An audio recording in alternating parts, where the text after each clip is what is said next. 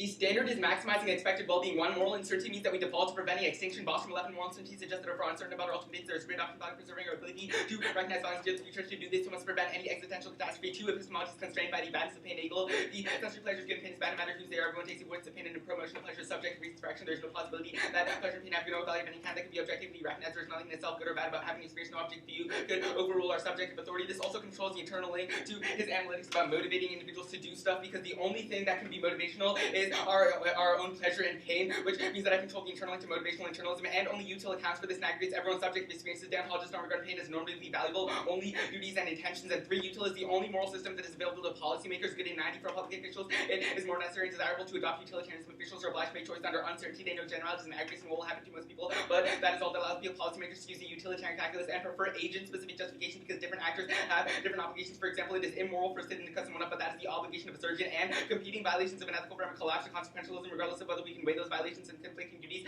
prove a conceptual flaw in their moral framework. If they cannot judge an action, the framework itself is non-functional, so we resort to the AC framework. This is especially true because he talks about rights violations in every single part of the world. There is obviously going to be instances where there's conflictions between those, so we need to maximize those, because the respect for the equality of persons mandates consequentialism. That's Comiskey. If I sacrifice them for the sake of others, I do not deny the unconditional value of rational beings. Persons maybe have unconditional worth, but persons also have a fundamental equality that dictates that some must sometimes give away for the sake of others. The concept of end in itself thus dictates that one must sacrifice some to save many, and they just said also, in terms of framework, the vast majority of the AC framework is non-unique. It's a question of how we weigh between those violations, and the only analysis has been given on that is through the NC. Now, the dissad part is huge amounts of resource exist in Africa, and more countries are going to extract oil and gas in the near future. These resources maintain stability and prevent war. Now, that's Bodea 12. The last decade has had significant discoveries of oil and gas in the sub-Saharan Africa. Africa has the third largest global oil reserves between 1998 and 2006. 19 countries that have become exports in the future. 15 new countries are likely to join the list. The research finds that resource spreads induce stability. There is low prevalence of war in resource-rich countries, and the natural resource wealth is key to strengthening weak governments, preventing civil war. Confirmed by 10 independent studies. The stops oil and gas extraction, which leads to widespread civil wars. That's Bodea 2. Natural resources bring in revenues used to strengthen weak governments, and oil exports increase political regime durability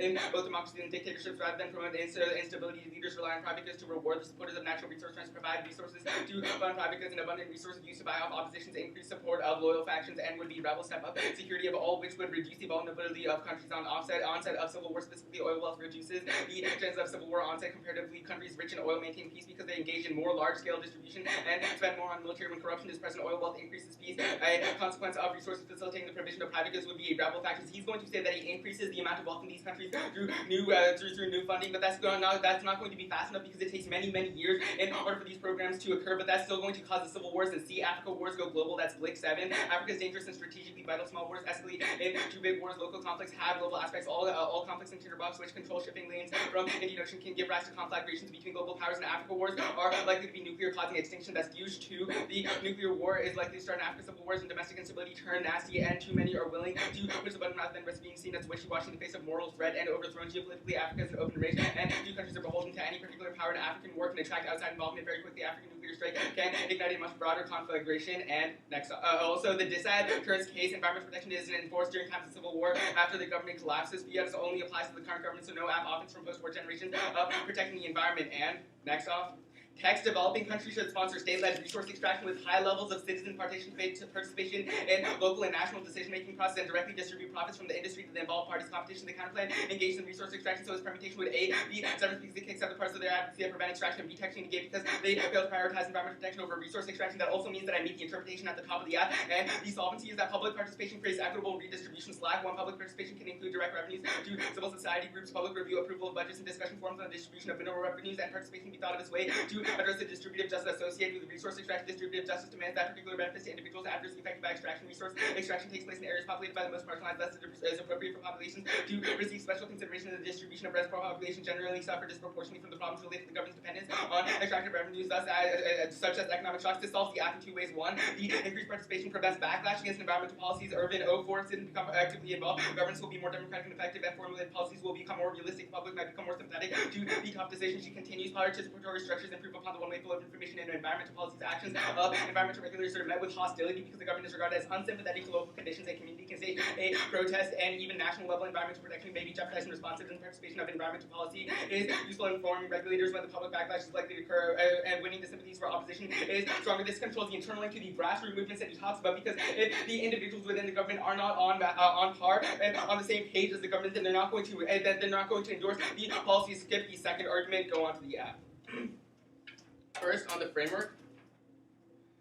Off the Pogue 1 evidence, Pogue's notion of interconnectedness is arbitrary. That's DINA 11. Pogue maintains institutions that connect individuals. It does not seem obvious that the grounds of my connectedness are exhausted by contingent circumstance. It is possible that I may be connected with individuals who do not share institutions. One could ask, why is my obligation implied by the structure, not by some other thing, to move away or connected from the others in the virtue of some substantive condition of the world that we are to, or we are obligated to the others, does not seem necessary.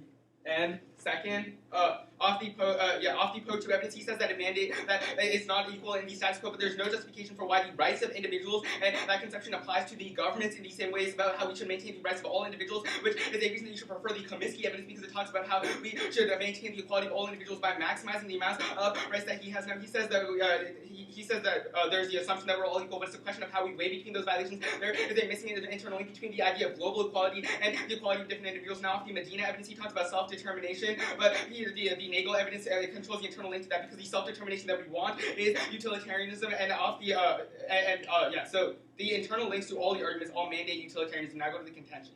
The framing issue on the contention is whether or not he's doing anything to influence the powers that are trying to go in. If he's changing the amount of resource extraction that occurs, he's not doing anything about them. There's still that motivation that is going to occur, but the failed states notion is also going to increase the amount of resistance, and the civil wars are going to increase imperialist intervention. That turns case, that's the U05. The U.S. is the proponent of superpower military intervention, and failed states and imperialist identity failed statehood as the outcome of anti-imperialism. Historically, power vacuums have failed states. The solution was imperialist conquest. Conquests were justified for imposing order and civilization and chaos, and backwardness. That takes out the first two arguments on this. Now, he says that humans won't be able to survive and there'll be extinction, but first I control the internal link by controlling the amount of resource extraction and having local populations engaged in, which is safer. And second is an issue of time frame, because the impacts that he's talking about are going to happen in over 100 years, but my scenarios happen first. But the bottom of so the internal links to all the scenarios are controlled by the way that we engage in resource extraction, which is what the NC does. Cool. You don't have to, you can either flash it or just give me your computer, the stuff you read on the PC. Yeah. Was that in the file? Yeah, and the team and all that. Yeah. Oh, okay, cool.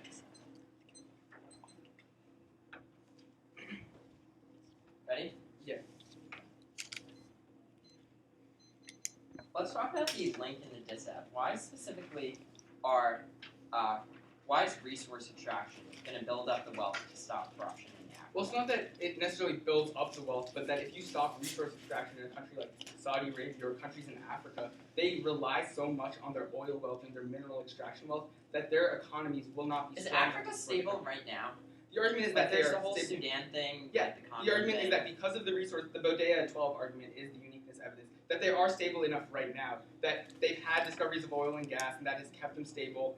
It says how these 19 new countries have become exporters, and that has allowed for some sort of stability. What are the studies that have, like, 10 independent studies? Yeah. Why is Bodea using, like, these studies? Is it because, like, these are the only 10 studies that support her conclusion and all of them disagree? Like, why does the fact that she can point to 10 people mean that those are good studies? Well, I would say that these are still qualified sources that come from authors in the literature who have...